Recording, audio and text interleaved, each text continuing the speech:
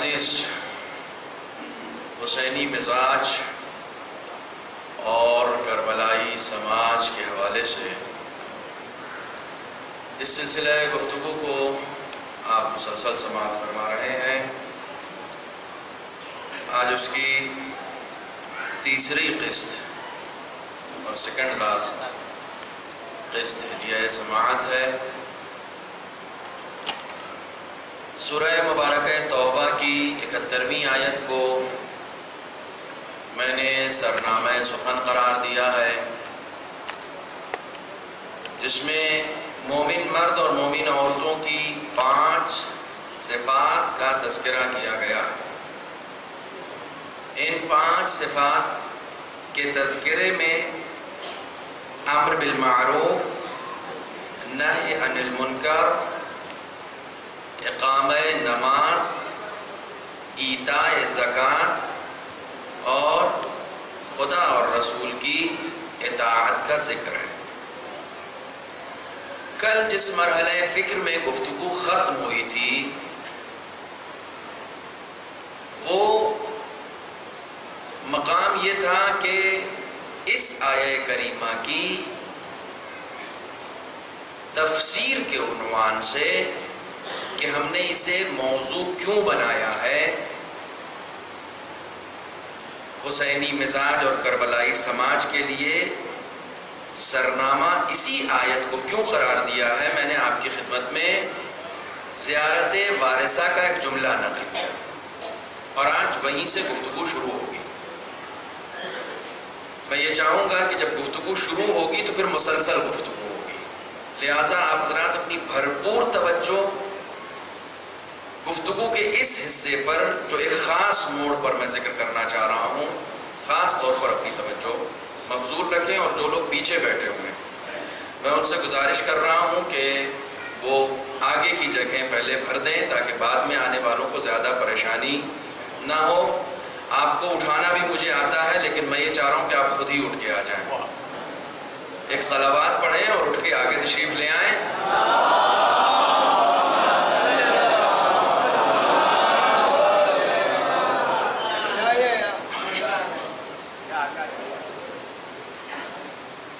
ایک صلوات پڑھیں محمد و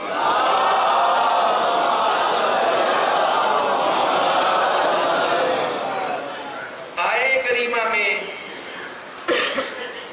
ہم جس بات کو ملاحظہ کر رہے ہیں، دیکھ رہے ہیں، وہ یہ ہے کہ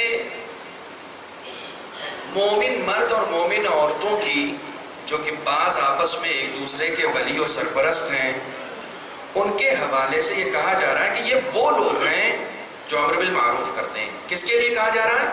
مومنوں کے لیے کہا جا رہا ہے۔ یہ امر بالمعروف کرتے ہیں، ایک دوسرے کو نیکیوں کا حکم دیتے ہیں، نہی عن المنکر کرتے ہیں یعنی برائیوں سے روکتے ہیں، نماز قائم کرتے ہیں، زکوٰۃ ادا کرتے ہیں اور خدا اور اس کے رسول کی اطاعت کرتے ہیں۔ یہ کس کے لیے کہا جا رہا ہے؟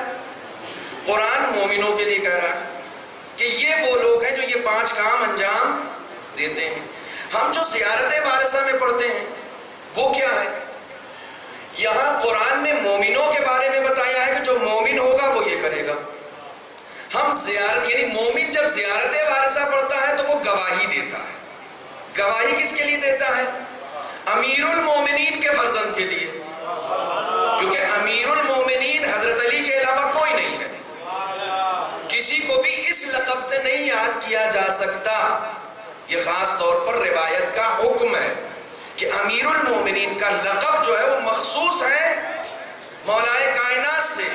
اہل بیت کے ساتھ ستم ہی یہی ہوا ہے کہ لوگ ان کی فضیلتیں تو نہیں چرا سکے، القاب چرا کے بیٹھ گئے۔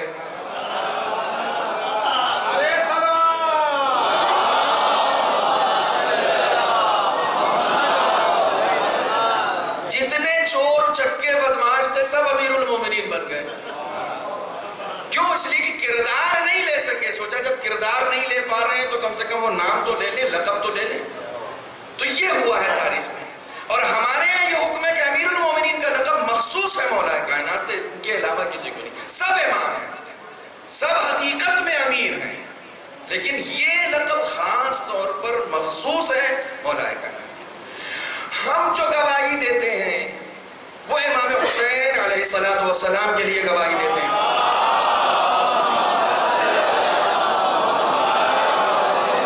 کہ میں گواہی دے رہا ہوں کہ آپ نے نماز قائم کی. اشہد انک قد اقمت الصلاۃ.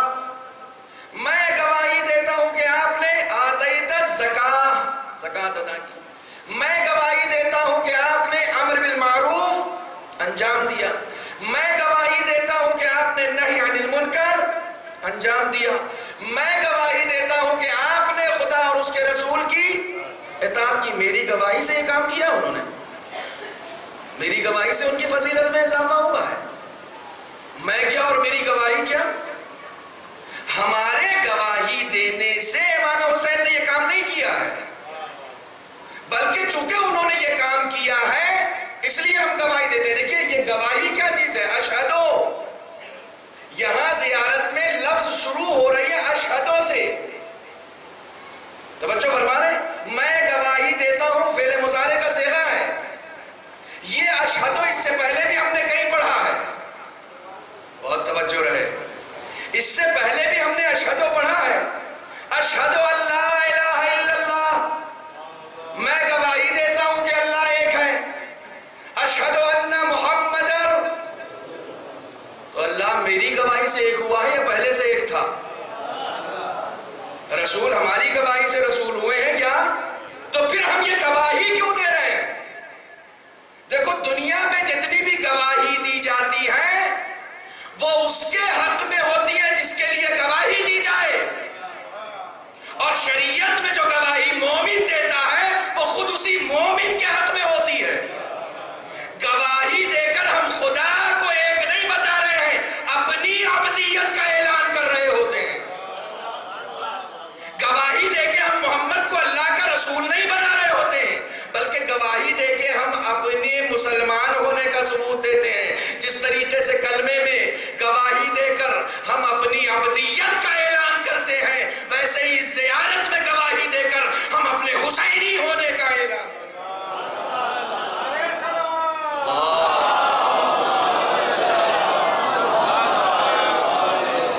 یہاں ہم اپنی حسینیت کا اعلان کرتے کہ ہم ہیں حسینی. ہمارے گواہی دینے سے کیا ہوگا؟ ہمارے گواہی دینے سے یہ ہوگا کہ ہم نے ان کو مانا ہے اپنا امام، ہم نے ان کو مانا ہے اپنا پیشوا. قرآن اگر سمجھنا ہے تو حسین کو سمجھنے کی کوشش کرو. مومن کی علامت یہی ہوتی ہے، اور ہم گواہی دے رہے ہیں انہی 5 چیزوں کے لیے. اب ہم گواہی دے کر بتاتے ہیں کہ جس نے یہ کام انجام دیا ہے ہم اس کو فالو کرنے والے لوگ ہیں، ہم اس کے پیچھے چلنے والے لوگ ہیں، جس نے یہ گواہی دی ہے. لہٰذا یہ گفتگو کا وہ پہلا حصہ تھا جہاں پر کل میں نے بات ختم کی تھی. اب اس سے پہلے کہ میں بات آگے بڑھاؤں، آپ حضرات مل جل کر ایک صلوات پڑھیں محمد.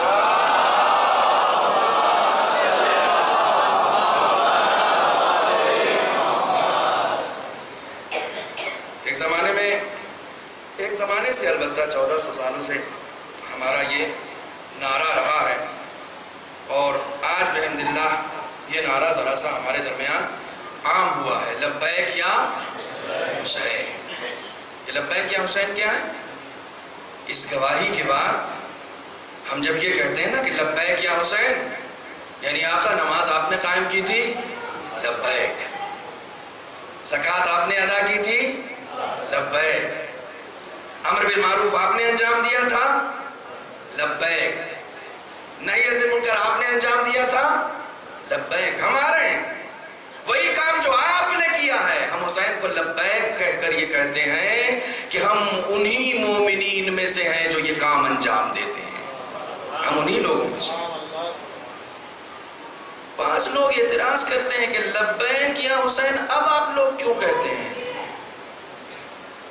اب کیا فائدہ لبیک یا حسین کہنے سے؟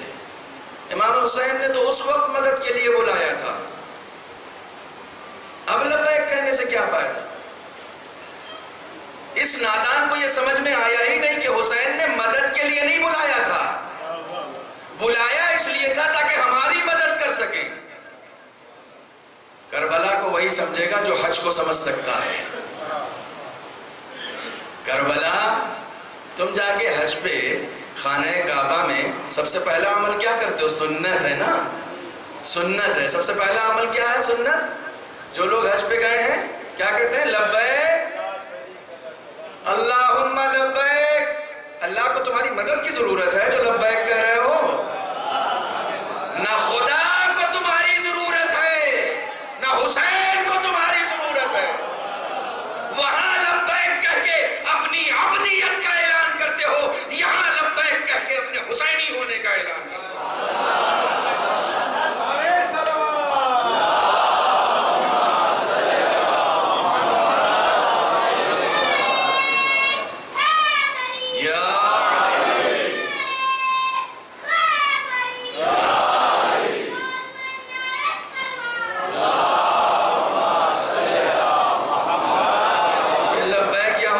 سمجھ میں نہیں آ سکتا. ایک جملہ عرض کر رہا ہوں، اب دیکھوں میں کہ آپ خاموش رہتے ہیں یا اس پر بھی بولتے ہیں. لبیک یا حسین اسی کی سمجھ میں آ سکتا. میں بہت خاموشی سے جملہ کہہ رہا ہوں. لبیک یا حسین اسی کی سمجھ میں آ سکتا ہے جس کی سمجھ میں قرآن کا یہ جملہ آ جائے کہ من ذا الذی یقرض اللہ قرضا حسنا. کون ہے تم میں سے جو اللہ کو قرضہ دے؟ اللہ کا شکر ہے آپ تک بات. خدا اپنی پوری خدائی سمیت کہہ رہا تم میں سے کون ہے جو مجھے قرضہ دے؟ کمال ہے. حیات اس نے دی، دولت اس نے دی، عزت اس نے دی، رزق اس نے دیا، سب کچھ دے کے کہہ رہا مجھے قرضہ دو. قرضہ فقیر مانگتے ہیں لیکن خدا کہہ رہا کون ہے جو مجھے قرض دے؟ قرآن سمجھ میں آئے گا تب لبیک یا حسین سمجھ میں آئے گا. یہاں خدا قرض مانگ کر یہ نہیں بتا رہا ہے کہ وہ فقیر ہے، معاذ اللہ. خدا بتانا یہ چاہ رہا ہے کہ دیکھیں تم میں کتنے امیر لوگ ہیں، تم میں کتنی امیری پائی جاتی ہے کہ تم قرضہ دے سکو. ہم اللہ کو لبیک کہہ کر اپنی عبدیت کا اعلان کرتے ہیں، لبیک یا حسین کہہ کر بھی عبدیت کا اعلان کرتے ہیں. ہم حاضر ہیں، ہم حاضر. جناب ابراہیم نے خانہ کعبہ بنایا اور خانہ کعبہ بنانے کے بعد خدا بند عالم نے کہا کہ فاذن یا ابراہیم، اذان دو، لوگوں کو دعوت دو حج کے لیے. جناب ابراہیم کہتے ہیں معبود میں کیا اور میری اذان کیا؟ میں اذان دوں گا تو میری اذان پر آئے گا کون؟ آواز غیبی آئی، علیک بالاذان وعلی البلاغ. اذان دینا تمہارا کام ہے، آوازوں کو پہنچانا. تم اذان دو، تم اذان دو. روایت کے جملے ہیں کہ جناب ابراہیم نے اسی وقت بلایا کہ آؤ خدا کے حج کے لیے. اب روایت کا جملہ میں سنا رہا ہوں. روایت کے جملے ہیں کہ اسی وقت جناب ابراہیم نے اذان دی حج کے لیے. فَأَجَابُوهُ، جناب ابراہیم کو لوگوں نے جواب دیا. من اصلاب الرجال و ارحام النساء، لوگوں نے باپ کے صلبوں سے اور ماؤں کی رحموں سے ابراہیم کو لبیک کہا. جس وقت ابراہیم نے اذان حج کے لیے اذان دی اس وقت لوگوں نے اپنی ماؤں کی رحموں سے اور باپوں کے صلبوں سے لبیک کہا. حج کے لیے وہی جاتا ہے جس نے اس وقت لبیک کہا ہو. جس نے اس وقت لبیک کہی تھی نا اسی کو حج نصیب ہو رہا ہے. جس نے اس وقت لبیک نہیں کہی تھی اس کو حج نصیب نہیں ہو رہا ہے. اس وقت جناب ابراہیم نے آواز دی.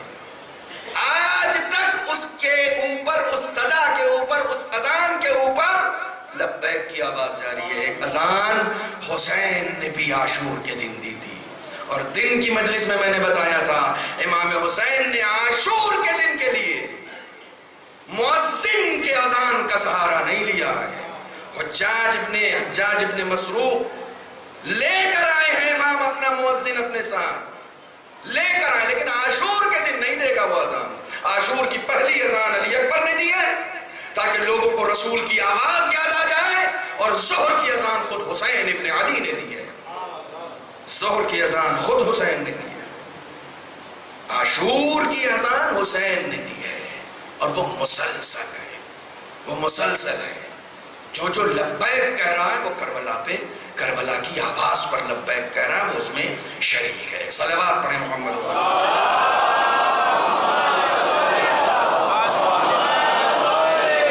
یہ میرا مقدمہ تھا۔ اب اس کے بعد جو گفتگو میں شروع کر رہا ہوں اس کو پایۂ تکمیل تک پہنچنے دیجیے گا۔ لبیک کہنے والوں کی صفات شروع کہاں سے ہوتی ہے؟ والمؤمنون والمؤمنات، شروع ہی مومن سے ہوتا ہے۔ قرآن کی تفسیر اہل بیت کے علاوہ اور کوئی بیان نہیں کر سکتا، کوئی بیان نہیں کر سکتا۔ یہ حدیث جو اب میں پڑھ رہا ہوں یہ ظاہراً چھٹے امام سے یا امام سید سجاد علیہ السلام سے،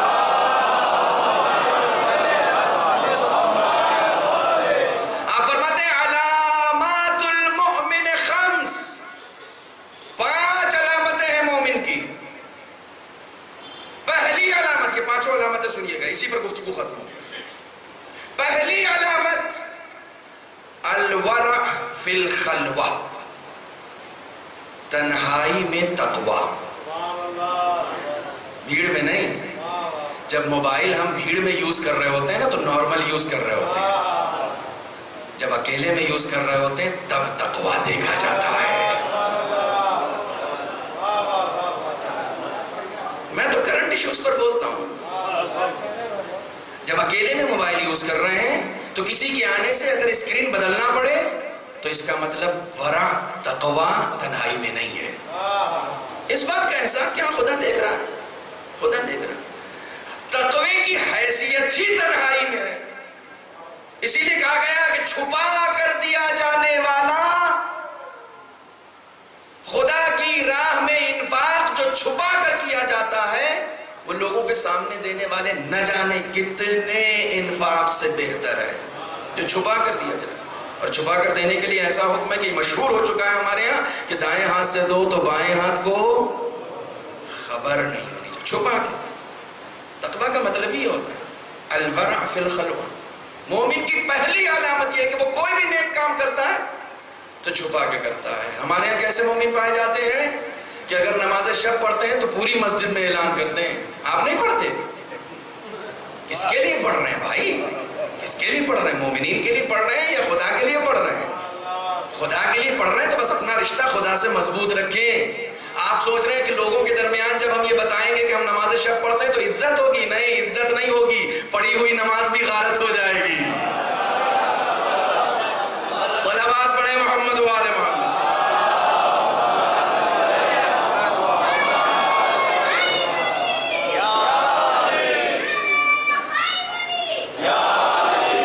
یہ جو پڑھی نماز ہے آپ نے اکیلے میں گھر میں رات کو اٹھ کر، وہ بھی غارت ہو گئی۔ کیوں؟ خدا سے رشتہ مضبوط کرنا تھا، لوگوں کے درمیان عزت چاہ رہے ہو۔ لوگوں کے درمیان اگر عزت چاہ رہے ہو تو تقوی تنہائی میں، اکیلے میں، چھپ کے۔ کل میں نے تذکرہ کیا تھا CCTV، امام جعفر صادق علیہ السلام کے پاس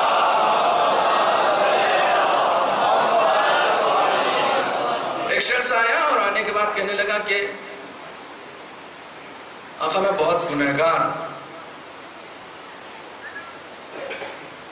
میں بہت گنہگار ہوں، لیکن کبھی بہت گنہگار ہوں۔ تو امام نے کہا کہ کب گناہ کرتے ہو؟ کس وقت گناہ انجام دیتے ہو؟ کہا جب کوئی نہیں ہوتا۔ کہا اگر کوئی بچہ آ جائے؟ توجہ، اگر کوئی بچہ آ جائے؟ کہا نہیں، پھر بچ جاتا ہوں۔ اگر بچہ آئے تو الرٹ ہو جاتا ہوں۔ کہا بچے سے ڈر لگتا ہے، خدا سے ڈر نہیں لگتا ہے؟ ایک چھوٹے سے بچے سے ڈرتے ہو، خدا سے نہیں ڈرتے ہو؟ کہا جہاں ایمان کی یہ حیثیت ہو وہاں بچے پر ایمان ہوتا ہے، خدا پر ایمان نہیں ہوتا ہے۔ لہذا تقوی کی حیثیت جو ہے، ایک زن و شوہر تھے، تھوڑا تھوڑا آپ لوگ آگے تشریف لے آئیں، امام بڑا بڑھ گیا۔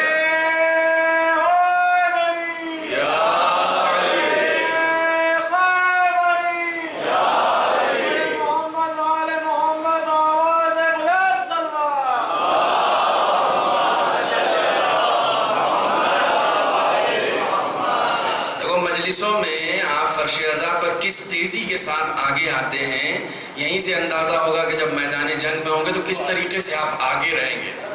اگلی صف میں رہنے والوں کا معیار اور ہوتا ہے، لہذا اگلی صف میں رہنے کی کوشش کریں۔ ایک صلوات پڑھیں محمد و آل محمد۔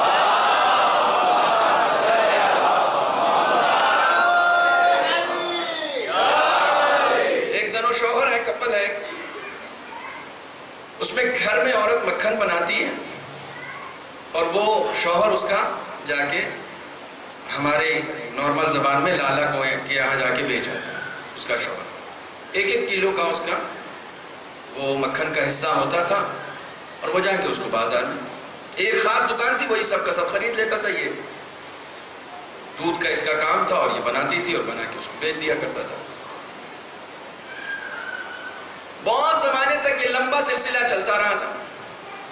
ایک دن اس ویپاری کے ذہن میں یہ خیال آیا کہ یار یہ جو 1-1 کلو کا مکھن کا ٹکڑا یہ لا کے بیچتا ہے، اس کو ایک دن تول لوں کہ کتنا سچا ہے یہ، چونکہ میرے سامنے تو تولتا نہیں ہے، کہیں لے کے آتا ہے، گھر پہ ہی تول کے لے کے آتا ہے۔ اب جو اس نے تولا 1 تولا 2 تولا سب دیکھا 900 گرام ہے، سب میں 100 گرام کم ہے، تو اس نے پکڑا، اسے کہا یہ کیا کر رہا ہو؟ تم نے اتنے زمانے سے مجھے مکھن بیچا ہے اور ہر ایک میں 100 گرام کم ہے صاحب، یہ سب 900 گرام ہے۔ تو اس نے کہا صاحب میں اتنا غریب ہوں کہ میں پیمانہ نہیں خرید سکتا کہ جس سے تول سکوں، میں تو شروع میں آپ کے یہاں سے 1 کلو چینی لے گیا تھا۔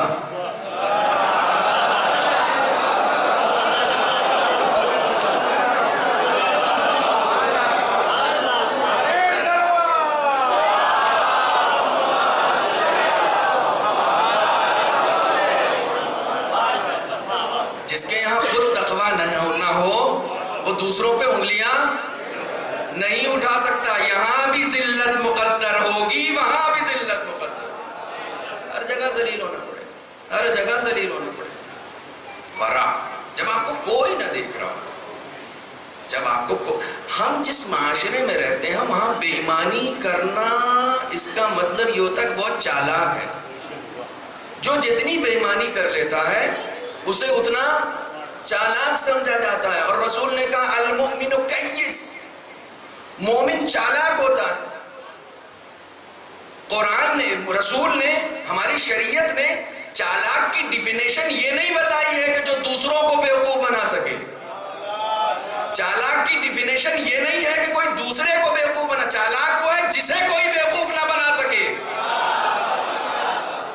چالاک وہ ہوتا ہے کہ جس کو کوئی بیوقوف نہ بنا سکے، آپ کو کوئی بیوقوف نہیں بنا سکے۔ مومن چالاک، آپ کو کوئی بیوقوف نہ بنا، یہ ڈیفینیشن یاد رکھنی چاہیے۔ چالاکی ایک سوراخ سے 2 بار مومن نہیں ڈسا جاتا، اس کے اندر بیداری ہوتی ہے۔ اس کے آگے اس کے لیے آج میں گفتگو کروں گا، چونکہ آج مجھے کچھ ایسے ٹاپکس پر بولنا ہے جس پر اب میں یہ فیل کر رہا ہوں کہ چپ رہنا جرم ہو جائے گا۔ اب میں یہ محسوس کر رہا ہوں کہ ان پر اب چپ رہنا ظلم ہو جائے گا، جرم ہو جائے گا۔ اکیلے میں مومن کی علامت یہ ہے، مومن کی علامت دیکھیں، اپنے تقویٰ کو، اپنے خدا کے خوف کو کبھی دوسروں کے سامنے ظاہر بھی نہیں کرتا کہ میں اتنا ڈرتا ہوں۔ وہ اتنا ڈرتا ہے کہ لوگوں پہ خود بخود ظاہر ہو جاتا ہے، لوگوں پہ خود بخود ظاہر ہو جاتا ہے، اور لوگ اتنا اطمینان اس کے اوپر کرنے لگتے ہیں کہ صاحب اگر کوئی کاروبار کرنا ہے اس سے کر لو، کیوں؟ مومن ہے، مومن ہے، اس سے آپ کر لیں گے تو وہ آپ کو، جب مومن آپس میں معاملات کرتے ہیں نا، جناب خدیجہ کے ساتھ نے بہت سارے لوگوں کے ساتھ کاروبار کیا تھا، لیکن سب سے زیادہ نفع جناب خدیجہ کو اس وقت ہوا جب رسول کے ساتھ کاروبار کیا۔ سب سے زیادہ نفع، اس وقت رسول بھی نہیں تھے، ایک نوجوان تھا، اتنا سچا تھا اور اس کی ایمانداری سے اتنا متاثر ہو گئی کہ اپنا پورا مال جناب خدیجہ نے اسی کے مشن پہ خرچ کر دیا، اتنا متاثر ہو گئی۔ بے ایمانی سے اسلام نہیں پھیلا ہے، ایمانداری سے اسلام پھیلا ہے۔ تو اسلام میں بے ایمانوں کی جگہ نہیں ہے، ایمانداروں کی جگہ ہے۔ بے ایمانوں کا یہاں کوئی گزر نہیں، کوئی گزر نہیں۔ یہ اور بات ہے کہ جناب خدیجہ کے ساتھ تاریخ نے بہت بے ایمانی کی ہے، 2 ہی لوگوں کے ساتھ تو بے ایمانی ہوئی ہے، خدیجہ اور دوسرے ابو طالب. جانتے ہیں ریزن کیا ہے؟ ریزن یہ ہے کہ ایک فاطمہ کی ماں ہے اور ایک علی کا باپ ہے. یہ ریزن ہے. صلوات پڑھے محمد و آل محمد.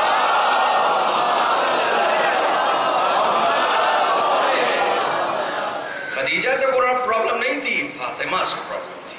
ابو طالب سے کوئی پرابلم نہیں تھی، علی سے. کیوں؟ اس لیے کہ علی کل ایمان ہے. کل ایمان ہے. اناپ شناپ لوگوں کے ایمان کا تذکرہ آپ کی حدیثوں کی کتابوں میں بھرا ہوا ہے، اور کل ایمان کے باپ کے ایمان کے اوپر آپ شک کر رہے ہیں. کیا تماشا ہے؟ خیانت ہے. یہ خیانت ہے، اور خیانت اسلام میں اس کی کوئی جگہ نہیں. پہلی علامت مومن کی الورع فی الخلق. یاد رکھیے گا. میں نوجوانوں سے ریکویسٹ کروں گا، یہ جو ریکارڈنگ کر رہے ہیں، ریکارڈنگ کی جگہ اگر وہ اپنے ساتھ کاغذ اور قلم بھی لے کر آئیں. یہ سب معصومین کے فرامین ہیں. نامدار عباس کی خطابت توڑی ہے. معصومین کے فرامین لکھ لیں. مومن کی علامت کیا کیا ہے. دن میں ایک بار دو بار اگر اس کا مطالعہ کر لیں گے تو کم سے کم ہم الرٹ رہیں گے، بیدار رہیں گے کہ ہاں تنہائی میں، خلوت تنہائی میں چاہیے، اکیلے میں چاہیے. تمہاری خلوت بھی ایسی ہونی چاہیے جیسے تم مجمع میں بیٹھے ہو. ہمیشہ اس بات کا خیال رہے. دوسری علامت الغضب، الحلم عند الغضب. غصے کے وقت بردباری. یہ سب سے سخت ہے ہمارے. ذرا سا کسی کی اسکوٹر کسی کی گاڑی سے ٹکرا گئی تو اس وقت ایک آفت ہو جاتی ہے. سب امام سید سجاد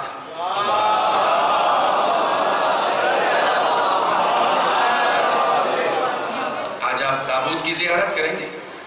امام وضو کر رہے ہیں، کنیز وضو کا پانی ڈال رہے ہیں، ہاتھ سے وہ ظرف چھوٹ گیا، امام کے سر پہ لگ گیا، خون نکلنے لگا، چوٹ لگ گئی امام کی. کنیز بھی امام کے گھر کی تھی. فوراً قرآن کی آیت پڑھی والکاظمین الغیظ والعافین عن الناس واللہ یحب المحسنین. قرآن مجید کی آیت پڑھی.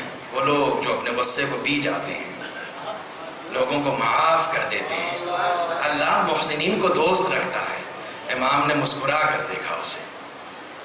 امام نے کہا میں نے بھی معاف کیا، میرے خدا نے بھی معاف کیا. اس کی ضرورت بھی نہیں تھی کہ وہ قرآن کی آیت پڑھے، مگر خود قرآن کی آیت کا اس وقت تلاوت کرنا یہ بتا رہا ہے کس گھر میں تربیت پا رہی ہے. کس گھر میں آپ کو کوئی غصہ آ گیا، کسی بات پر غصہ آ گیا، اس غصے کا اظہار ضروری نہیں. جس وقت آپ کو غصہ آیا ہے اس وقت اپنے غصے پر ضبط کرنا، صبر کرنا، برداشت کرنا، حلم کا مظاہرہ کرنا، یہ ایمان کی علامت. ایمان کی علامت. خدا کی قسم اگر ایک ایسا سماج تشکیل پائے کہ جہاں پر ایک انسان مطمئن ہو جائے کہ اگر یہ غیظ کے عالم میں بھی آئے گا تو کوئی ظلم نہیں کر سکتا. مومن سے انسان اتنا مطمئن ہو جائے کہ اگر یہ غیظ و غضب کے عالم میں بھی آئے گا تو یہ کوئی ظلم نہیں کر سکتا. ہم نے اس سے پہلے امام سید سجاد کے حوالے سے آپ کی خدمت میں عرض کیا ہے ہشام ابن اسماعیل کے بارے میں اسے دہرا نہیں رہا. اس کو دو طریقے سے یہ تاریخ آئی ہے جس نے امام کے اوپر ظلم کیا ہے، چونکہ آج خاص مخصوص ہے امام سے. جس نے امام کے اوپر ظلم کیا ہے ہشام ابن اسماعیل. اس کے بارے میں یہ ملتا ہے کہ ولید نے اس کو معزول کیا، اور معزول جیسے ہی کیا، ایک روایت تھی جو میں نے اس سے پہلے پڑھا تھا ابن خلدون کی آپ کے درمیان، ایک دوسری روایت یہ جیسے ہی اس کو معزول کیا لوگ دربار میں ٹوٹ پڑے. ایک روایت یہ ہے کہ اس کو اریسٹ کر لیا گیا تھا، اور ایک روایت یہ ہے کہ نہیں جیسے ہی اس کو معزول کیا ہے لوگ دربار میں ٹوٹ پڑے. اب ظاہر سی بات ہے کہ کوئی گورنر کی کرسی پر بیٹھا ہو اور ایک دم اس کو پٹخ دیا جائے کہ آپ تم کچھ نہیں. لوگ ٹوٹ پڑے کہ بڑا ظلم کیا ہے تو نے. تو روایت کہتی کہ امام سید سجاد نے جا کے بچایا ہے اسے، اور جس وقت لوگ گھیر کر اس کو مار رہے تھے اور وہ یہ دیکھ رہا تھا کہ سید سجاد آ رہے ہیں، تو اس وقت وہ سب سے زیادہ ڈر گیا کہ ان لوگوں کے اوپر تو میں نے کوئی ظلم نہیں کیا ہے جو سید سجاد کے اوپر کیا، ان لوگوں کے اوپر تو کوئی اور خوف زدہ. امام نے اس کو بچایا، لوگ اس کے زخموں کو صاف کیا، اس کو پیسے دیے، کہا اس شہر سے چلا جا، لوگ اس شہر میں تجھ سے بہت نالاں ہیں، اس شہر میں تو امان کے ساتھ نہیں رہ پائے گا، چلا جا یہاں سے. اللہ اکبر. الحلم عند الغضب. کسی نے تمہارے پر ظلم کیا ہے، تم اس ظلم کا جواب اگر خوشروئی کے ساتھ دو گے، معاف کر دینے سے دو گے، تو یہ تمہارے مومن ہونے کی علامت ہے۔ الحلم عند الحزن، تیسری چیز۔ اس کے بعد تینوں صفت صاد سے یاد رہے کہ دو پہلے کیا ہیں؟ الورع عند الخلوہ، الحلم عند الغضب، دو یہ ہو گیا۔ تیسری تینوں صاد سے الصدقہ فی القلہ، تیسری صفت مومن کی یہ ہے کہ تنگ دستی میں بھی صدقہ دینا نہیں چھوڑتا۔ لوگ سمجھتے ہیں پیسہ بہت ہوگا تب صدقہ دیا جائے گا، نہیں، قلت میں، میرے پاس 10,000 روپے ہیں، میں نے 1,000 روپے دے دیا، ٹھیک ہے، اچھی بات ہے، انفاق کر دیا میں نے، بہت اچھی بات ہے، لیکن میرے پاس 1,000 روپے ہیں اور مانگنے والا آ گیا، ضرورت مند آ گیا، میں نے اٹھا کے اسے دے دیا۔ اسلام میں اس کو انفاق، دیکھیے پہلے والے کو انفاق کہتے ہیں، توجہ رکھیے گا، پہلے والے کو میرے پاس 10,000 روپیہ ہے، کوئی آیا 1,000 روپے مانگنے، میں نے اسے دے دیا، اسلام کہتا ہے یہ انفاق ہے۔ میرے پاس 1,000 روپے، سامنے والا مانگنے آیا، 1,000 روپے کی ضرورت ہے، میں نے اٹھا کے دے دیا، اسے ایثار کہتے ہیں، انفاق نہیں کہتے اسے ایثار، خود سے گزر جانا۔ تم اپنی ضرورت پوری کرو چونکہ ابھی تمہیں ضرورت ہے۔ مومن خدا پر اتنا یقین رکھتا ہے کہ جس خدا نے ابھی مجھے دیا ہے وہ میری ضرورت کے وقت بھی مجھے دے سکتا ہے۔ میں ابھی اس کی ضرورت پوری کر دیتا ہوں کہ میری ضرورت ہوگی تو خدا پوری کرے گا۔ یہ خدا کا کام ہے جو میں پورا کر رہا ہوں، اگر میں اسے دے رہا ہوں تو یہ تو خدا کو دینا تھا نا، میں دے رہا ہوں، کام خدا کا ہے، میں انجام دے رہا ہوں، تو میرے کام کو خدا کیسے روک دے گا؟ جب میرے اوپر وقت آئے گا تو خدا دے گا، یہ یقین ہونا چاہیے، یہ یقین ہونا چاہیے۔ بعض لوگ خمس نکالتے وقت ڈرتے ہیں، بتائیے یہ کون سی بات ہوئی، اتنی محنت سے کمایا ہم نے، اچھا اگر ان کے پاس آخر میں 5 لاکھ روپے بچ گئے تو 1 لاکھ روپیہ جب وہ الگ کرتے تو اتنی بڑی رقم لگتی ہے، اللہ 1 لاکھ، اتنی بڑی رقم لگتی ہے، 1 لاکھ روپیہ۔ گورنمنٹ آپ سے انکم پہ لیتی ہے، شریعت آپ سے بچت پہ لیتی ہے، گورنمنٹ کا زیادہ نہیں لگتا، شریعت کا زیادہ لگتا۔ شریعت کہتی ہے خوب کھاؤ، خوب پیو، خوب خرچ کرو، جو بچ جائے اس میں سے پورا نہیں، 20% پورا نہیں، 20% میری راہ میں دو۔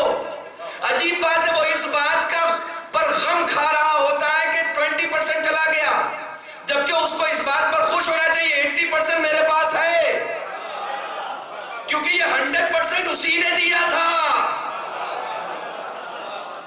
یہ 100% اسی کا تو دیا ہوا ہے، اس نے 80% پھر تمہیں دے دیا، اس پر شکر ادا کرو، نہ یہ کہ اس کا غم کھاؤ کہ 20% نکل گیا۔ توجہ فرمائیں، خمس دینے میں بھویں چڑھ جاتی ہیں اور فدق کے غاصبوں پہ لعنت بھیجنے میں خوب ہاتھ اٹھا کے کہاں لعنتیں بھیج۔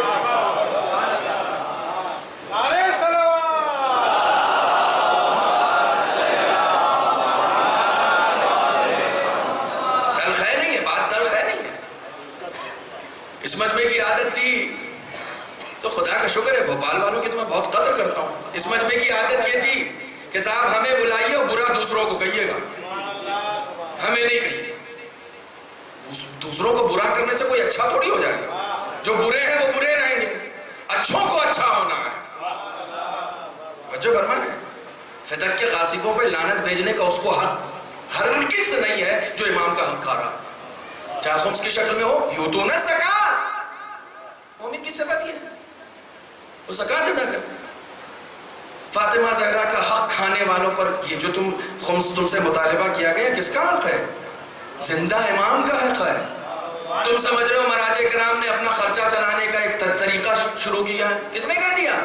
مراجع کرام کی زندگی جا کر دیکھ لو، آیت اللہ شیخ انصاری پوری زندگی، خدا کی قسم اگر کوئی مرجعیت اور فقاہت کی بات کرے گا، حوزہ علمیہ کی بات کرے گا اور شیخ انصاری کا تذکرہ نہ ہو نہیں سکتا ہے۔ پوری زندگی خدمت دین میں صرف کر دی، 3 دن تک کھانا نہیں کھایا تھا، فاقہ 3 دن تک فاقہ تھا، خمس کی رقم گھر پہ رکھی ہوئی تھی، پھر بھی فاقہ تھا. کیوں میں کیوں کہوں؟ طلاب کا حق ہے یہ. 3 دن تک فاقہ تھا. جب بھوک سے ہلاکت ہونے لگی تب گئے. دیکھیے اب یہ بڑے لوگ ہیں، آپ یہ مت سوچیے گا کہ کھا سکتے ہیں نہیں کھا سکتے ہیں، اپنا تجزیہ مت لگائیے، اپنا دماغ مت لگائیے گا. وہ مرجع وقت ہے، وہ جانتا ہے کیا کھانا ہے کیا نہیں کھانا ہے. مرجع وقت کو بتانا ہماری ذمہ داری نہیں ہے، ٹھیک ہے، ہماری ذمہ داری نہیں ہے. 3 دن تک اس میں سے تھوڑی سی رقم نکالی یہ سوچ کر کہ جب میرے پاس میرا پیسہ آ جائے گا تو میں اس میں ڈال دوں گا. گئے پھر واپس آ گئے، نہیں لیا. یہ پتا کیسے چلا؟ یہ پتا ایسے چلا کہ کسی نے شیطان کو خواب میں دیکھا کہ اس کی موٹی سی زنجیر اس کے پاس ہے اور وہ ٹوٹی ہوئی ہے. اس نے پوچھا یہ زنجیر کیسی ہے؟ کہا رہے تمہارے استاد پہ ڈالی تھی ٹوٹ گئی. تمہارے استاد پہ ڈالی تھی ٹوٹ گئی. ہم لوگوں کو کیا سمجھ میں آئے گا جو اشارے پہ چلے آتے ہیں، دھاگے سے کھینچ لیتا ہے ہمیں. تو زنجیر ٹوٹ گئی. واپس آ گئے اور کہنے لگے معلوم ہے شیطان نے بتایا. معلوم ہے کیوں واپس آئے؟ اس لیے واپس آئے کہ ان کو باہر جا کے خیال آ گیا کہ یہ روٹی کھا کے اگر میں مر گیا تو یہ حق دے گا کون؟ یہ حق کون ادا کرے؟ ہم ایسے مراجع کے فالوور ہیں، ہم ایسے مراجع کی تقلید کرتے ہیں جو بھوکا رہنا گوارا کرتا ہے، کسی کا حق کھانا گوارا نہیں کرتا ہے. آپ سمجھتے ہیں کہ یہ مراجع کرام کا کوئی سلسلہ ہے؟ جو بات اب میں کہنے جا رہا ہوں اس پہ میں پوری تقریر ختم کر سکتا تھا لیکن مجھے بات کمپلیٹ کرنی. الصدق عند الخوف، چوتھی صفت، خوف کے وقت بھی سچ بولنا. منبر پہ بیٹھ کے اپنے مجمع کے سامنے سچ بولنا بہت آسان ہے، تلواروں کے سائے میں سچ بولنا بہت مشکل ہے. مولا کائنات کا غدیر کا اعلان سب بھول گئے، صحیفہ سجا دی گئی، کوئی نہیں بولا. کہا اگر اس وقت بولتے تو یہ مومن کی علامت ہوتی. مولا کائنات کوفے میں خطبہ دے رہے ہیں، انس نیچے بیٹھا ہوا ہے. کہا انس غدیر بھول گئے تھا؟ مولا کائنات کو مبارکباد دی دیا کہ غدیر یاد ہے؟ کہا نسی تو میں بھول گیا. منبر پر مولا کائنات نے اسے بد دعا دی تھی. کہا یہ بھولنا تجھے بہت بھاری پڑے گا. برس کا مریض ہو گیا، مرض کے عالم میں اس دنیا سے گیا، بھولنے کی بیماری ہو گئی. کیوں؟ اس لیے کہ ایک حق کو جس کو بھولا نہیں تھا بھولنے کا بہانہ کر رہا تھا. خوف کے وقت سچ بولو. عبداللہ ابن عفیف نے اس وقت ابن زیاد کی آنکھوں میں آنکھیں ڈال کر کہا تھا جب ابن زیاد امام حسین کی برائی کر رہا تھا اور سارے لوگ چپ تھے. چپ رہنے والوں میں وہ لوگ بھی تھے جنہوں نے امام حسین کو خط لکھا تھا. اس وقت عبداللہ ابن عفیف نے کہا تھا انت الکذاب و ابوک الکذاب، تو بھی جھوٹا ہے اور تیرا باپ بھی جھوٹا ہے. جس وقت خوف کا عالم ہو اس وقت سچ بولو. شیعت پر الزام لگاتے ہیں کہ صاحب شیعت میں تو تقیہ ہے، یہ تو جھوٹ بول دیتے ہیں. تقیہ جھوٹ بولنے کا نام نہیں ہے. ابن سکی کون ہے؟ استاد ہے، شاعر ہے، ادیب ہے، دانشور ہے، محب اہل بیت ہے، متوکل کے بچوں کو پڑھاتا ہے. ایک دن متوکل پہنچ گیا، پڑھاتے پڑھاتے چونکہ متوکل نے دیکھا کہ میرے بچوں کے اندر عشق اہل بیت آ رہا ہے. پہنچ گئے پڑھاتے پڑھاتے، کہنے لگا یہ بتاؤ تمہارے نزدیک میرے تو یہ بچے افضل ہیں یا علی کے حسن و حسین؟ تقیہ کر لے گا، تقیہ کر لے گا، چپ ہو جائے گا. بادشاہ وقت پوچھ رہا میرے بچے افضل ہیں یا علی کے بچے حسن و حسین؟ تیوریوں پہ بل آ گیا. کہتا متوکل کیسا سوال کرتا ہے؟ تو اپنے بچوں کی بات کرتا ہے؟ ارے تیرے ان بچوں سے علی کے غلام قمبر کے بچے بہتر ہیں.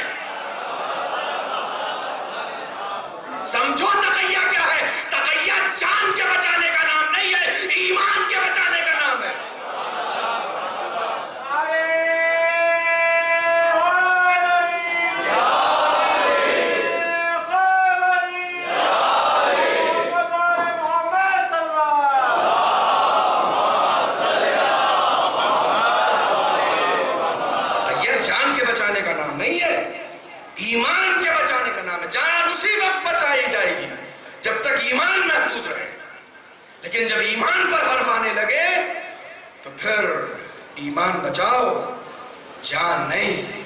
تقیہ کا مفہوم یہ ہے۔ مجھے کہنے دیجئے، اجازت دیجئے مجھے، کیونکہ یہ بات اگر غیروں کی ہوتی تو ممکن ہے کہ میں یہ کہتا کہ یہ غیر ہیں اس لیے کہہ رہے ہیں۔ اس سماج سے بچیے کہ جہاں منبر پر بیٹھ کر جھوٹ بولا جانے لگے۔ خوف میں جھوٹ تو ایک الگ، بالکل الگ چیز ہے۔ منبر پر بیٹھ کر اپنے لوگوں کے سامنے جھوٹ بولا جانے لگے۔ ابھی حال میں ہوا ہے، ابھی حال میں ہوا ہے، دہلی جیسے فارورڈ لوگ جہاں رہتے ہوں، پیش رفت لوگ جہاں رہتے ہوں، وہاں منبر پر بیٹھ کر ایک انسان سرے عام جھوٹ بول رہا ہے کہ صاحب یہ کربلا کا کوئی واقعہ ایسا ہوا ہی نہیں کہ جہاں سے کسی ذاکر کو بھگایا گیا ہو۔ کیوں اس کی حمایت کر رہے ہو؟ کیوں اس کی حمایت کر رہے ہو؟ بشیر نجفی صاحب کے خط کو دکھایا گیا کہ صاحب دیکھیے یہ خط موجود ہے۔ ارے خط میں یہی تو لکھا ہے، خط پڑھیے آپ، اس میں اور کیا لکھا؟ انہوں نے مہلت ہی تو مانگی ہے کہ ہاں ایک رات کی اور مہلت دے دی جائے، یعنی ارسٹ کیا گیا تھا، حرم امام سے بھگایا گیا تھا۔ لوگ سوال کرتے ہیں کہ پتہ نہیں کیسے امام زمانہ کے ظہور کے بعد بھی لوگ جو ہیں وہ الگ الگ اپنی اپنی ٹیمیں بنائیں گے، ایسے ہی بنائیں گے۔ ایک شخص کو حرم امام سے نکال دیا گیا، تم اس کو بلا رہے ہو، اور نکالا بھی کسی عام انسان نے نہیں ہے، مراجے انہوں نے سنا، سی ڈی سنی باقاعدہ طور پر کہ ہاں یہ کفریات بول رہا ہے۔ ڈرائیوری کرتے کرتے منبر پر بیٹھ گئے تو آپ کچھ بھی بولنے لگیں گے، کچھ بھی کرنے لگیں گے۔ تجارت میں فائدہ نہیں ہوا تو ممبر کو اپنا لیا، ستم ہے۔ اور اس کے بعد یہ کہ اتنا بڑا جھوٹ بولنے کے بعد پھر امامے والوں پر نشانہ لگانا۔ ابھی آپ سب لوگوں نے دیکھا ہے، وہ میں نے کہا کہ میں چپ نہیں رہ سکتا ہوں، پھر امامے والوں پر نشانہ لگانا کہ یہ سب وظیفہ خور ہے۔ آپ کو بڑا معلوم ہے کہ کتنا وظیفہ مل رہا ہے، اور ہم تو ہیں وظیفہ خور، ہم سے بڑا تو کوئی وظیفہ خور ہے ہی نہیں۔ ہم شان سے کہتے ہیں کہ ہم نائب امام سے وظیفہ لیتے ہیں، MI6 سے وظیفہ نہیں لیتے۔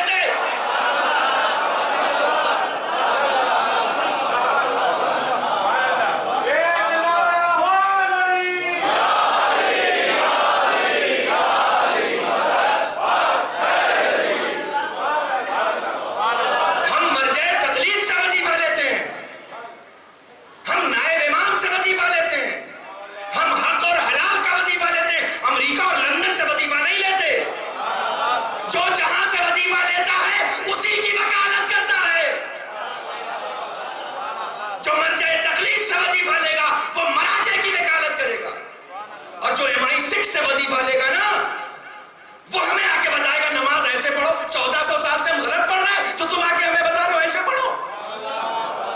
تم ہمیں آ کے سکھاؤ گے کہ ہمیں نماز کیسے پڑھنی ہے، تم بتاؤ گے، تم عقیدہ بناؤ گے کہ نہیں اس میں تقلید نہیں ہوتی، تم بتاؤ گے کس میں ہوتی ہے کس میں نہیں ہوتی ہے۔ ہمارے یہاں نماز بھی مکمل ہے، دین بھی مکمل ہے۔ جملہ یاد رکھیے گا کہ یہ منبر دین بتانے کے لیے بنایا گیا ہے، بنانے کے لیے نہیں بنایا گیا ہے۔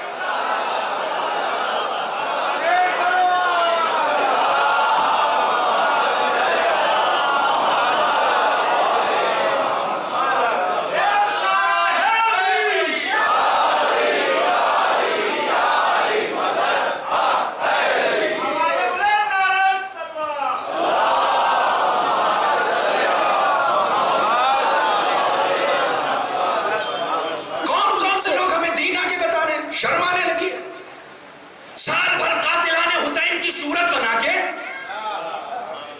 2 مہینے داڑھی رکھ کے حسین بتانے چلا آتا ہے۔ عجیب ستم ہے، عجیب ستم ہے۔ تم دین کو تجارت بنا رہے ہو۔ یاد رکھو جب تک حوزہ علمیہ کے یہ جانباز سپاہی زندہ ہیں، دین حقہ پر کوئی آنچ نہیں آنے دیں گے۔ اور یہ وظیفے کی بنیاد پر نہیں ہے، یہ اس عہد کی بنیاد پر ہے جو ہم روزے الست کر کے آئے ہیں، اس عہد کی بنیاد پر ہے جو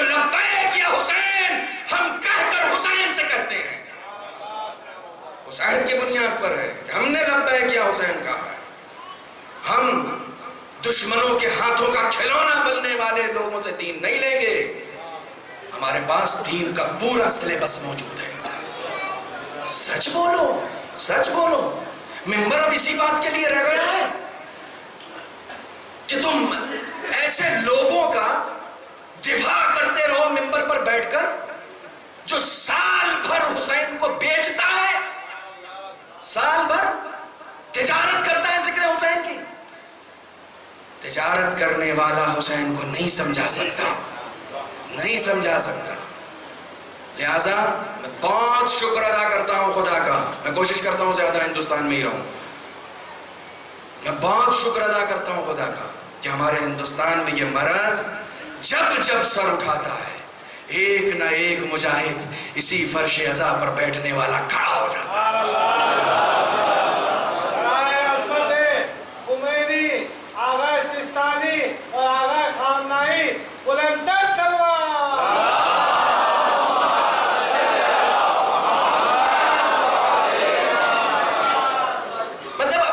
اسی بات کے لیے رہ گیا ہے کہ تم علماء کو ٹارگٹ کرو.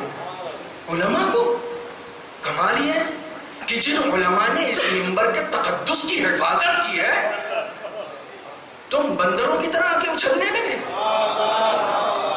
کل حسین نے بھی نہیں برداشت کیا تھا، آج حسینی بھی برداشت نہیں کرے گا. آج حسینی بھی برداشت نہیں کرے گا. الصدق عند الخوف، خوف کے وقت سچ بولی. میں نے بہت سوچا کہ نہیں یہ تو آپس کا معاملہ ہے، نہیں بولا جائے، لیکن نہیں ہو سکتا. خاموش رہنا جرم ہے. یقین جانیے یہ منبر کربلا کے دفاع کے لیے ہے، کربلا کو بیان کرنے کے لیے، حسین کو بیان کرنے کے لیے، تعویذیں بیچنے کے لیے نہیں ہے. وظائف المومنین پڑھ لی، تعویذیں بیچ رہے ہیں منبر پہ بیٹھ کے. عجیب و غریب بات ہے کہ دین پہلے اپناؤ پھر اس کے بعد دین دو. دین وہی دے سکتا ہے جس کے پاس دین ہو. وہ نہیں دے گا جس کے پاس خود نہ ہو، جسے خود ضرورت ہو. بیٹھ کے اپنا دفاع کر رہے ہیں. منبر آپ کے دفاع کے لیے نہیں ہے. آپ حسین کا دفاع کیجئے، حسین آپ کا دفاع کرے گا. آپ حسین کے سفیر بن کے بیٹھے ہیں، کسی اور کے سفیر وہ لوگ. دیکھیے امام محمد باقر علیہ السلام کی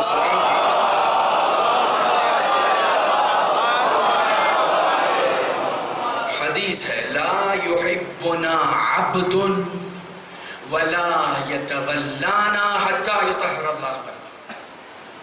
کوئی بھی انسان ہماری محبت اور ہماری ولایت کے قریب نہیں جا سکتا ہے جب تک کہ اللہ اس کے قلب کو پاکیزہ نہ کرے. یہ کیسا ستم آ گیا ہے کہ نجس چرس اور بھانگ پینے والے لوگ آ کے علی سے محبت کا دعویٰ کر رہے ہیں. کہ صاحب سب سے بڑے ہم مولائی ہیں، سب سے بڑے ہم مولائی ہیں. ہاتھوں میں اور پیروں میں زنجیریں پہن کے خود کو سید سجاد بنا رہے ہیں. زنجیریں پہننے والا سید سجاد نہیں ہوتا، سجدے کرنے والا سید سجاد کی تقلید کرتا ہے.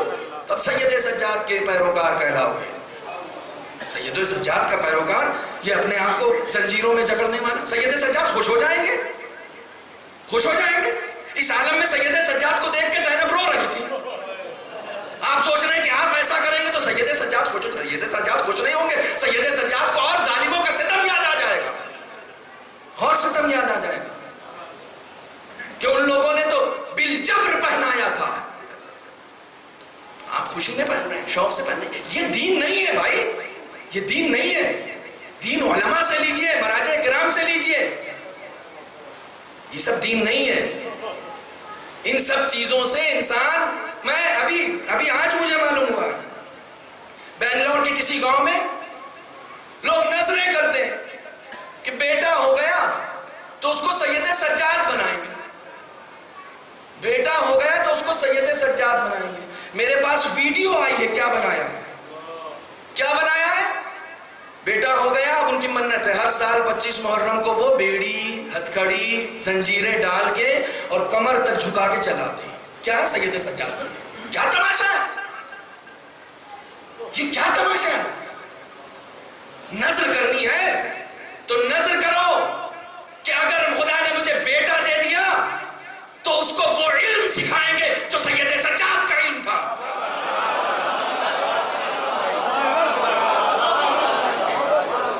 اگر خدا نے بیٹا دے دیا تو مثلا فلاں مستحب عمل جو سید سجاد کا خاص عمل ہے اسے کبھی نہیں ترک کریں گے. یہ سب نظریں کرو. یہ کون سی نظریں ہیں جس میں تمہارا کچھ خرچ ہی نہیں ہو رہا، تماشے کے علاوہ.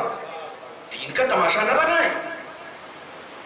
یہ دین بہت صاف ستھرا دین ہے، بہت صاف ستھرا دین ہے. اگر ہمارا مرجع، خدا کا شکر، دنیا اس وقت پوری طاقت اپنی لگا رہی ہے کہ آپ کی جو طاقت ہے مرجعیت اس کو کمزور کرے. مجھے افسوس ہوتا ہے کہ جس کام کے لیے امریکہ اور اسرائیل پیسے خرچ کر رہے ہیں، بعض لوگ بنا پیسے لیے وہ کام کر رہے ہیں، بنا پیسے لیے وہ کام کر رہے ہیں. لیکن ہم اور آپ یہ سمجھ رہے ہیں کہ انہوں نے پیسے نہیں لیے ہیں. در حقیقت وہ لوگ بھی ان کے ایجنٹ ہیں. اور آیت اللہ خامنئی کے بطور کچھ لوگ ایجنٹ ہیں اور کچھ لوگ تو ایسے مزدور ہیں جنہیں معلوم ہی نہیں ہے مزدوری کس کی کر رہے ہیں. ایسے مزدور ہیں کہ انہیں معلوم ہی نہیں کس کی مزدوری کر رہے ہیں. ارے مزدوری کرنا ہے مراجع کرام کی کرو، علماء کی کرو، ان کی مزدوری کرو، علم کے پیچھے چلو. اور آخری صفت، وقت گزر گیا، آخری صفت الصبر عند المصیبہ. مصیبت کے وقت صبر. مومن کی علامت ہے یہ صبر. مصیبت کے وقت جب بھی کوئی مصیبت آئے اس پر صبر کرو، اس پر صبر کرو. میں نے کل بھی کہا تھا اور آج پھر کہہ رہا ہوں، اپنا رابطہ اہل بیت سے مضبوط بنائیں. جتنا آپ کا رابطہ اہل بیت سے مضبوط ہوتا جائے گا اتنے آپ مضبوط ہوتے جائیں گے. میں نے کل بھی ایک واقعہ نقل کیا تھا، آج پھر نقل کر رہا ہوں. یہ حضرت عباس سے ہے. انشاءاللہ سید سجاد کا بھی تذکرہ میں کروں گا. یہ دو لوگ تھے، 2 3 4 لوگ تھے امام حسین کے پاس. مسلم ابن عقیل، عباس ابن علی، سید سجاد. ان لوگوں کے لیے کہا جاتا تھا کہ اگر یہ لوگ صرف چاہ لیتے نا تو کربلا فتح ہو جاتی اس طریقے سے کہ دشمن کا نام و نشان مٹ جاتا. اس طریقے سے بائیں ہاتھ کا کھیل تھا ان لوگوں کے، بائیں ہاتھ کا کھیل تھا. لیکن کربلا میں انقلاب امام حسین کو جس طریقے سے برپا کرنا تھا امام نے اسی طریقے سے برپا کیا. اگر اس طریقے سے برپا ہوتی تو آج یاد نہ ہو رہی ہوتی. آج ہر انسان کے دل میں جو شمع روشن ہوئی ہے تحریک کی، انقلاب کی، وہ اسی قربانی کی بدولت. اپنا رابطہ، اپنا رشتہ اہل بیت سے مضبوط کریں. یقین جانیں اہل بیت کبھی مایوس نہیں کریں گے. یہ دشمنوں کو مایوس نہیں کرتے، یہ دشمنوں کو مایوس نہیں کرتے. یہ ہمیں کہاں سے مایوس کریں؟ میں نے آپ کے سامنے اس مسیحی کا واقعہ پڑھا کہ جس کو اللہ نے بیٹی نہیں دی تھی. مسیحی تہران کا رہنے والا، بہت دنوں تک اللہ نے اولاد نہیں دی.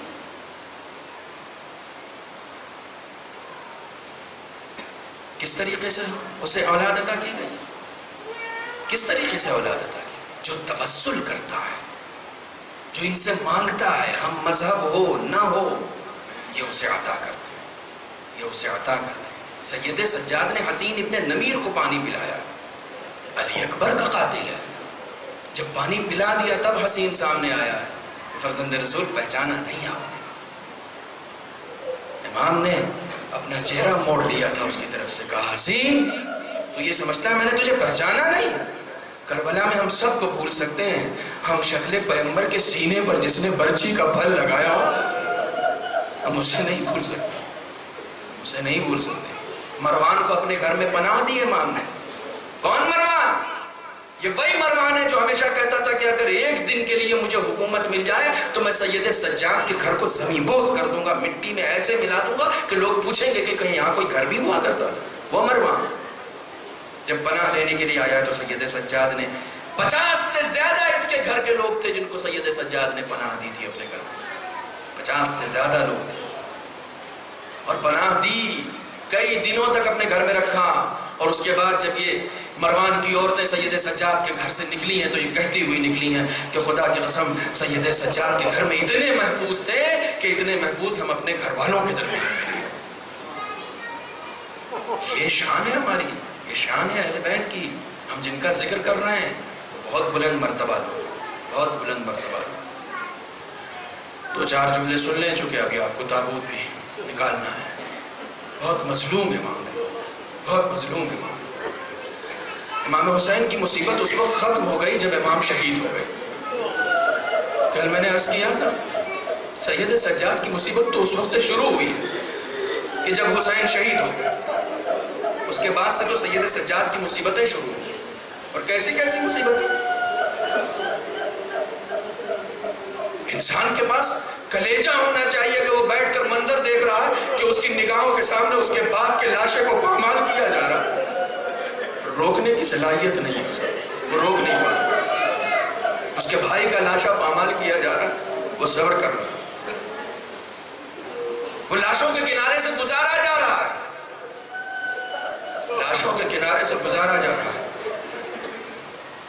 اور لاشیں بے کفن پڑے ہوئے ہیں۔ ایک بیٹے کے لیے کتنا بڑا درد ہے کہ باپ کا لاشا بے گور و کفن پڑا ہوا ہو اور وہ اسی لاش کے کنارے سے گزر کے چلا جائے۔ کتنا بڑا ستم ہے، کتنا بڑا ستم ہے۔ اللہ اللہ۔ میں اسارت کی، تاریخ اسیری کی ایک روایت پڑھتا ہوں، ریاض القدس۔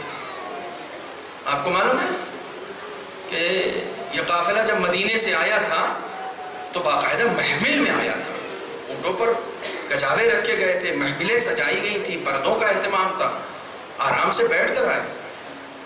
لیکن جب یہاں سے اسیر ہو کر اس قافلے کو لے جایا گیا ہے تو ایک ایک بی بی کو اونٹ کی ننگی پیٹھ پر بٹھایا گیا تھا، بغیر کجاوے کے، بغیر محمل کے، اور جو چھوٹے بچے تھے وہ بیویوں کی گود میں دے دیے گئے تھے، چھوٹے بچے۔ ان میں بھی ایک 4 سالہ بچی تھی حسین کی، اس کے لیے شمر نے یہ کہا تھا کہ اس کو کسی کی گود میں نہ دینا، اسے اونٹ کی ننگی پیٹھ پر ایسے ہی بٹھاؤ۔ جناب زینب نے کہا یہ بچی کبھی اپنے باپ کے سینے کے علاوہ سوئی نہیں ہے، تو اسے اونٹ کی ننگی پیٹھ پر لٹا رہا۔ یہ قافلہ آگے بڑھتا ہے، کچھ دور چلنے کے بعد قافلہ رک گیا۔ شمر گھوڑے سے اترا اور سپاہیوں کے درمیان آیا اور کہتا ہے کہ تم نے قافلہ کیسے روک دیا؟ میری اجازت کے بغیر یہ قافلہ رکا کیسے؟ اس کے سپاہیوں نے کہا کہ آقا قافلہ یوں ہی نہیں روکا گیا، ایک سر ہے جو آگے نہیں بڑھ رہا ہے۔ دیکھیے دشمن اہل بیت کی عظمت سے کتنا واقف ہے۔ ایک سر ہے جو زمین میں گڑ گیا ہے، ہم نے جو سر نیزے پر اٹھا رکھے، ایک سر ہے جو آگے نہیں بڑھا۔ کس کا سر ہے؟ کہا حسین کا سر ہے۔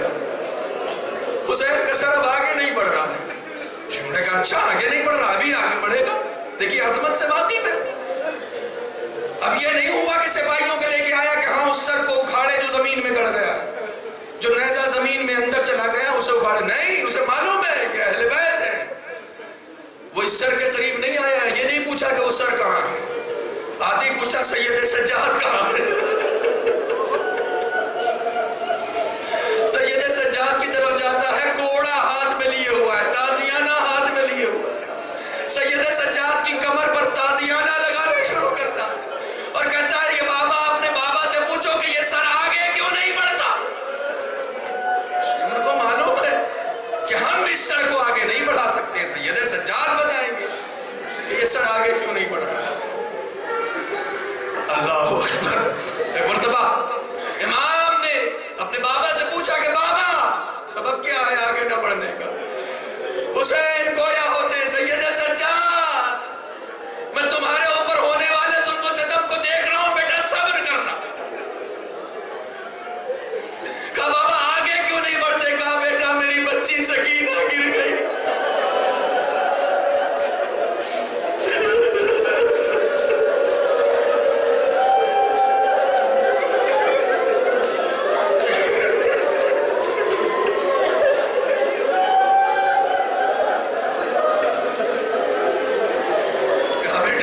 بچی سکینہ گر گئی. اللہ اکبر اللہ. جناب زینب نے جیسے ہی یہ سنا کہ سکینہ گر گئی ہے، اونٹ سے گر گئی، ویسے ہی جناب زینب اتری اور اترنے کے بعد سکینہ کو آواز دیتی ہوئی اس قافلے کے پیچھے بہت دور تک گئی. دیکھا ایک جھاڑی ہے، جو منظر زینب نے دیکھا ایک جھاڑی ہے، اس جھاڑی میں کوئی نقاب پوش بیوی ہے جن کی گودی میں سکینہ سو رہی ہے. اللہ ہونا تو یہ چاہیے نا کہ فوراً جا کر بچی کو لے لے کہ کون ہو تم؟ نہیں، زینب کھڑی ہو گئی. زینب اس بات پر حیران تھی کہ بابا کے قتل ہونے کے بعد سکینہ کبھی سو ہی نہیں ہے، آج اتنے اطمینان سے کیسے سو رہی؟ پوچھا بی بی آپ کون ہیں؟ آپ کون ہیں؟ کیونکہ وہاں مرد نہیں تھے، بی بی نے اپنے چہرے سے نقاب ہٹائی. کہا زینب ماں کو نہیں پہچانتی، میری گود میں یہ بچی کیوں نہ سوئے گی جس گود میں اس کا باپ سو رہا ہوتا تھا؟ یہ بچی کیوں نہ سوئے؟ اللہ اللہ.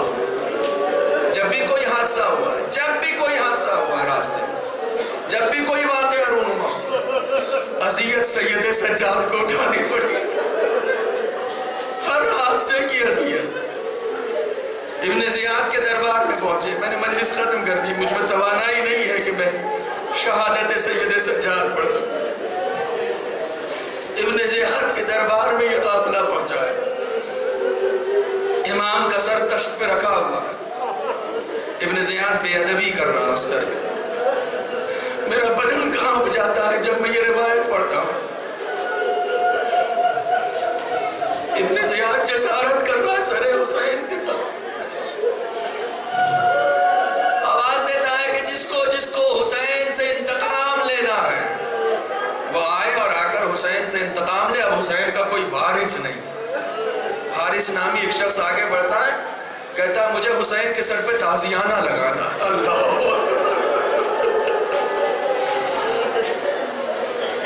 زینب نے سید سجاد کو دیکھا.